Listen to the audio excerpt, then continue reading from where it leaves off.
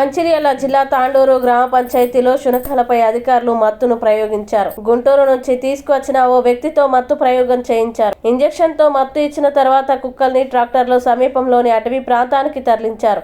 దాదాపు 50 కుక్కలు మృతి చెందాయి. కుక్కల్ని చంపడంపై నిషేధం కూడా ఉంది. తాండూరు మండలంలో 200 నుంచి 300 పిచ్చి కుక్కల్ని గుర్తించామని తెలిపారు.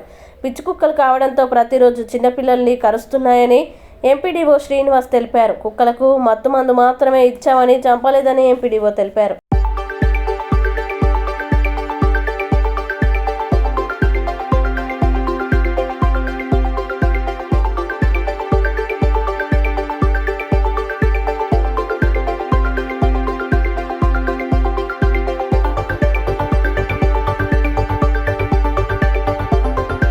తాండూరు మండలం నందు పిచ్చి కుక్కల బెడద ఎక్కువ ఉన్నందున గుంటూరు వ్యాసంతో అది పట్టడం జరుగుతుంది.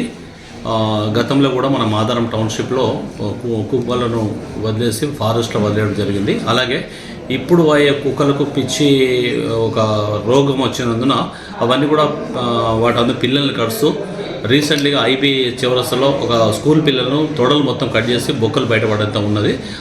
దాని ఉద్దేశంగా ప్రజలు రిపోర్టర్స్ అందరి సహకారంతో గుంటూరు వాసులతో వాడిని పట్టిస్తున్నాం. ఎక్కడైతే చాలా టిపికల్గా ఉన్న కుక్కలను మత్తు మందక్షించి దాన్ని తీసుకుపోయి థిక్ ఫారెస్ట్ అనేది వదిలేస్తున్నాం. మంచిర్యాల జిల్లా చెన్నూరు పట్టణ సమీపంలోని గోదావరి ఒడ్డున గల ఆంజనేయ స్వామి దేవాలయంలో ఘనంగా విఠల రుక్మాబాయి విగ్రహ ప్రతిష్ఠ చేశారు. వేద పండితులు వేద మంత్రోచ్చరణల మధ్య 3 రోజుల పాటు ప్రత్యేక పూజలు హోమం నిర్వహించి విగ్రహ ప్రతిష్ఠ చేశారు. అనంతరం పూర్ణాహుతి నిర్వహించి భక్తులకి ఆశీర్వాదం అందించి తీర్థ ప్రసాదాలు వితరణ చేసి అన్నదానం చేశారు నిర్వాహకులు.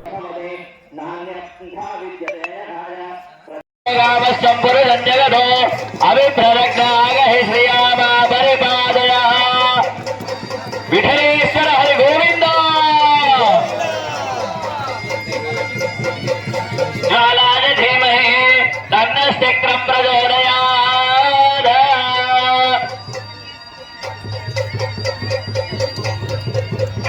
విఠల విఠల విఠల విఠల విఠల విఠల విఠల విఠల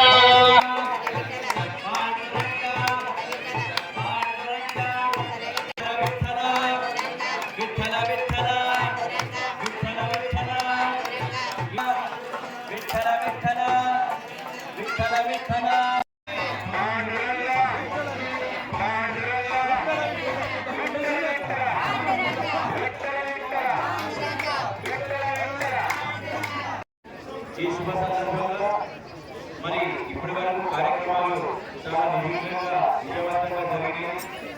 అలాగే స్వామివారి అమ్మవారి ప్రతిష్టాపన కార్యక్రమం కూడా జరిగింది. అతి త్వరలో మీకు దర్శన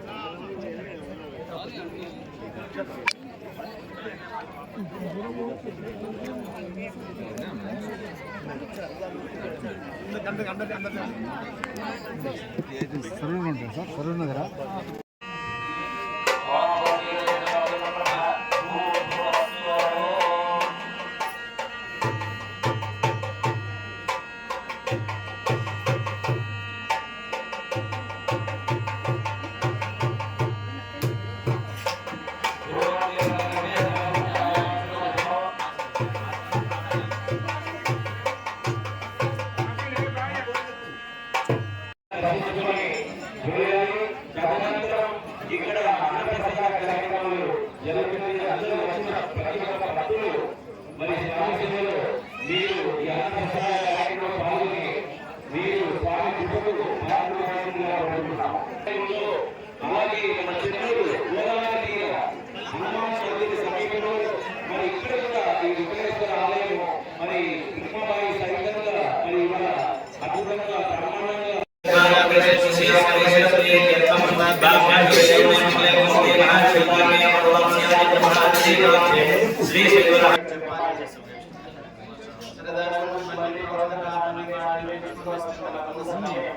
ఇది సమయం తక్కువ కావాల్సింది ఇక్కడ చాలా కార్యక్రమం అందువల్ల ఎవరైనా ఒక కార్యక్రమంగా చెప్పుకొని ఉపన్యాసంగా కాకుండా కళ్యాణం జరుగుతున్నప్పుడు కళ్యాణానికి సాధారణంగా ఉపాసనా మార్గంలో ఆగమ మార్గంలో ఎవరికైతే వివాహ సంబంధమైనటువంటి ఆటంకాలు ఇంట్లో పెళ్లి కావాల్సినటువంటి పిల్లలు ఉండడం సరైన సంబంధాలు కుదరకపోవడం ఇట్లాంటి జరిగినప్పుడు రుక్మిణి కళ్యాణం పారాయణ చేసి రుక్మిణి కళ్యాణం అక్షర సంవత్సరంలో నేను చెన్నై ట్రాన్స్ఫర్ అయిపోయినాను. చెన్నైలో ఉన్నప్పుడు కంచి కామాక్షమ్మ దర్శనం చాలాసార్లు చేసుకున్నాను. ఒకరోజు ఆయన అనుభూతికి సాక్షిగా కంచి కామాక్షమ్మ సాక్షిగా పాండురంగ దేవాలయం అయితే దేవాలయం కట్టాలనే సంకల్పం మాత్రం ఉన్నది. ఒక అమ్మవారి దేవాలయం నేను కట్టలేను. ఆయన అనుభూతిని సాక్షిభూతంగా నిలబెట్టడానికి అమ్మవారు అయ్యవారు కలిస్తే క్షేత్ర మహిమ పెరుగుతుంది అని భావించి పాండురంగాన్ని సాక్షిగా తీసుకొని పాండురంగ దేవాలయం సంకల్పం చేసుకున్నారు. నమస్కారం.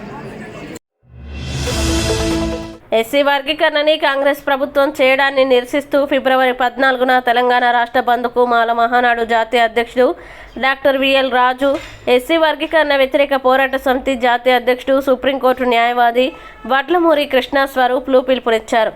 హైదరాబాద్ బషీర్బాగ్ ప్రెస్ క్లబ్లో ఏర్పాటు చేసిన సమావేశంలో వారు మాట్లాడుతూ ఎస్సీల వర్గీకరణ జస్టిస్ షామీర్ అఖ్తార్ నివేదికకు ఆమోదించే ముందు రాష్ట్ర ప్రభుత్వం ఎటువంటి రాజ్యాంగ నిబంధనలు పాటించలేదని, జాతీయ ఎస్సీ కమిషన్ని ఆర్టికల్ 338 ప్రకారం సంప్రదించకుండా ఏకపక్షంగా ఎస్సీ వర్గీకరణ ప్రతిపాదించారని విమర్శించారు. ఆర్ఎస్ఎస్ ఎజెండాని అమలు చేయడంలో భాగంగా ప్రధాని నరేంద్ర మోడీ ఆదేశాల మేరకు తెలంగాణ రాష్ట్ర ముఖ్యమంత్రి రేవంత్ రెడ్డి, కేంద్ర మంత్రి కిషన్ రెడ్డి, ఎంఆర్పీఎస్ అధ్యక్షుడు మందా కృష్ణ మాదిగ కుట్రలు చేశారన్నారు. మాదిగలకు ఎన్నడూ లేని విధంగా 9% రిజర్వేషన్లు కేటాయించి మాల కులస్తుల్ని తక్కువ జనాభాగా చూపి మాలల్ని అణచివేయడానికి సిద్ధమయ్యారని మండిపడ్డారు. జస్టిస్ షమీర్ అఖ్తార్ ఇచ్చిన నివేదిక అంతా మాదిగ పక్షం వైపు ఉందని, సమన్యాయం లేదన్నారు. 57 కులాలకు రిజర్వేషన్లు కేటాయించకుండా మాదిగ మాల ఉపకులాలుగా వర్గీకరణ చేసి మిగతా 57 కులాలకు కేటాయింపులో అన్యాయం చేశారన్నారు. గ్రూప్ 1, గ్రూప్ 2 ఉద్యోగాల్లో మాలల్ని అడ్డుకోవడానికి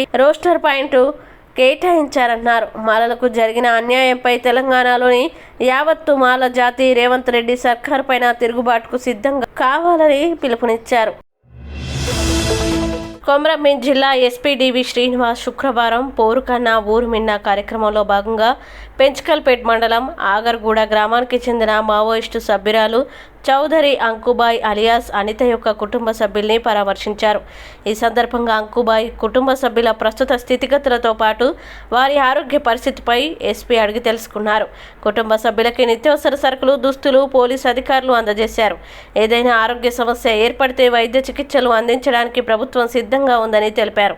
వనం వీడి జనంలోకి వచ్చేలా చూడాలని, లొంగిపోతే ప్రభుత్వం నుండి అన్ని ఏర్పాట్లు చేస్తామని కుటుంబ సభ్యులను కోరడమైంది. ఎన్నో ఏళ్లుగా అజ్ఞాతంలో ఉండి మావోయిస్టు పార్టీలో పనిచేసి సాధించింది శూన్యమని, ఇకనైనా అంకుబాయ్ అజ్ఞాతము వీడి జనంలోకి రావాలని, ప్రస్తుత రోజుల్లో మావోయిస్టులకి ప్రజాదరణ తగ్గిందని, ఇవే కాకుండా అజ్ఞాత జీవితం గడుపుతున్న మావోయిస్టులు ఆరోగ్య సమస్యలతో పాటు వ్యక్తిగత సమస్యల్ని ఎదుర్కొంటున్నారని అన్నారు.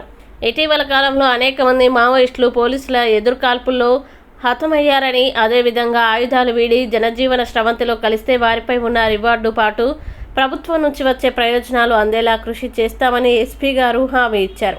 ఎస్పీ గ్రామస్తులతో మాట్లాడుతూ ప్రజలు, యువత చెడు వ్యసనాలకి, అసాంఘిక కార్యకలాపాలకు దూరంగా ఉండాలని పేర్కొన్నారు.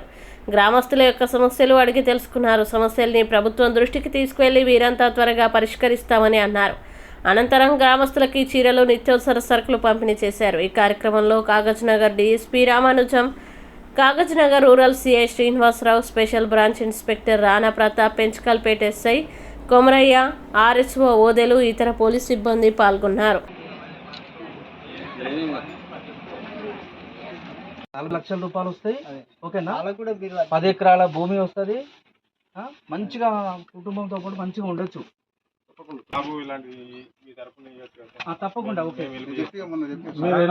సరెండర్ అయితే నీకు తప్పకుండా కాంట్రాక్ట్ ఇప్పిస్తుంటే జాబ్ ఖచ్చితంగా ఇప్పిస్తాం ఓకేనా నీకు ఇప్పిస్తాం ఓకేనా నువ్వు ప్రయత్నం చేయి మంచిగా ప్రయత్నం. రాష్ట్ర ప్రభుత్వం చేపట్టిన కులగణన వాస్తవాలకి పూర్తి విరుద్ధంగా ఉందని బీసీ సంక్షేమ సంఘం రాష్ట్ర అధ్యక్షుడు ఎర్ర సత్యనారాయణ అన్నారు. బీసీల పొట్టకొట్టి ఓసీలను పెంచి పోషించేందుకు రాష్ట్ర ప్రభుత్వం తప్పుడు రిపోర్ట్స్ ఇచ్చిందని ఆరోపించారు. హైదరాబాద్ బషీర్బాగ్ ప్రెస్ క్లబ్లో ఏర్పాటు చేసిన సమావేశంలో ఎర్ర సత్యనారాయణ మాట్లాడుతూ కులగణనలో బీసీ జనాభా తగ్గింపు అంశంపై సవరణకై కార్యాచరణ ప్రకటించాలని డిమాండ్ చేశారు. స్థానిక సంస్థల ఎన్నికల్లో 42% బీసీల రిజర్వేషన్లపై అసెంబ్లీలో చట్టం చేయాలన్నారు. బీసీలను మోసం చేసే ప్రభుత్వాలకి మనుగడ ఉండదన్నారు. ఇప్పటికైనా రాష్ట్ర ప్రభుత్వం తన తప్పిదాన్ని సరిచేసుకోవాలని ఎర్ర సత్యనారాయణ సూచించారు. Bogus survey bogus survey bogus survey bogus survey bogus survey bogus survey కులగణన వెంటనే చేయాలి. బీసీ కులగణన వెంటనే బీసీ కులగణన వెంటనే